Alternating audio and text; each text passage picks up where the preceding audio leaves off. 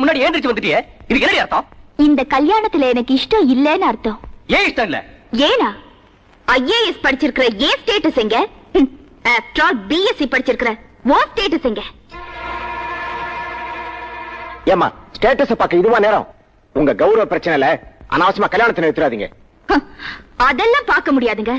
ஒரு விளக்கு எரியணும்னா ஒரு தீக்குச்சி அணையத்தான் வேணும்.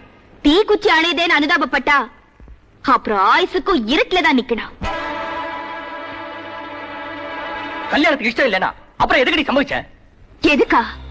அன்னைக்கு என்ன கல்யாணம் பண்ணிக்கிறதா சம்மதிச்சு நிச்சயதார்த்தமும் பண்ணிட்டு சொத்து போன உடனே தூக்கி எரிஞ்சியே, அதுக்கு ஒரு பாடம் சொல்லட்டா? டெல்லியில வச்சு உன் பேச்ச கேட்டு நான் ஏமாந்ததா நீ நினைச்ச. ஆனா ஏமாந்தது நான் இல்ல, நீ. கலெக்டர் பொண்டாட்டியானா நிறைய காரியம் சாதிக்கலான்னு நீ கல்யாண பத்திரிக்கை அடிச்ச. ஆனா இந்த கல்யாணமே ஒரு நாடகம் தான்னு நான் ஏற்கனவே விஸ்வத்துக்கு லெட்டர் எழுதிட்டேன்.